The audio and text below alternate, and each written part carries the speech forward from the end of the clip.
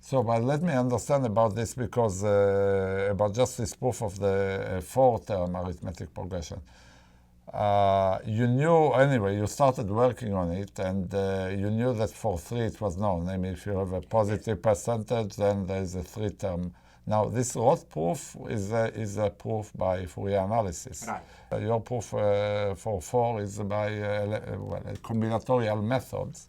Elementary combinatorial method. So, did you try to extend the Fourier analytic method? I was uneasy with mathematics in general, so Fourier analysis, though it was not really a hard Fourier analysis, so it's not what a real mathematician who really works on Fourier analysis would call it hard stuff. It was actually relatively easy stuff. I could have learned it for sure.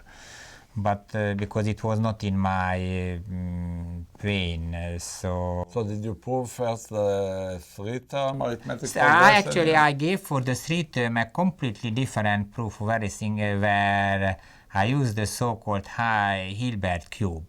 And it turned out to be the case that now this Tim Gaver's project, the Hales Dewey, they also use this Hilbert cube, and they inducted on Hilbert cube. Maybe that's not clear, most probably it's not true, but if I inducted later on the Hilbert cube, I could have got the Hales Dewey. But of course there are some other ideas, but definitely I did not do this.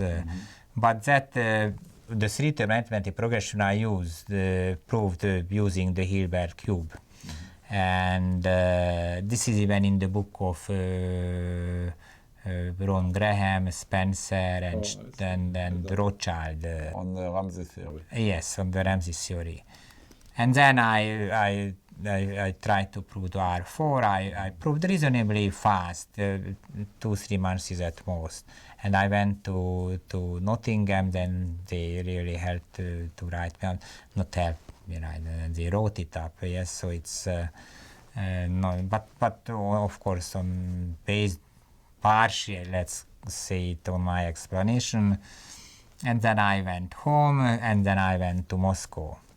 And then I haven't worked on RKN until I came back from Moscow. So but I mean, just when you solved R4, did you see that R5 is different nature? Yes, I did see that it requires much more work already.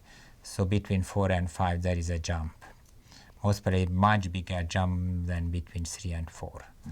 And then you can see it from Gaver's beautiful and absolutely groundbreaking proof, and the real jump from 4 to 5, but of course then from 5 to K it's many new ideas in Gaver's proof, which actually changed the landscape almost completely.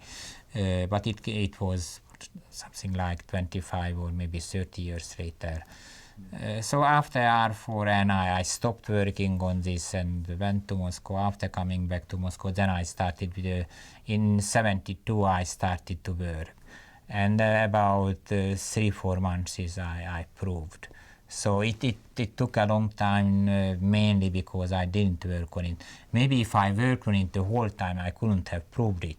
So maybe, well, you know this, and then you come back to the problem later, and then you somehow, by chance, solve the problem, or just got an idea, maybe sometimes out of blue, or step by step you improve, you start to understand the problem and prove it.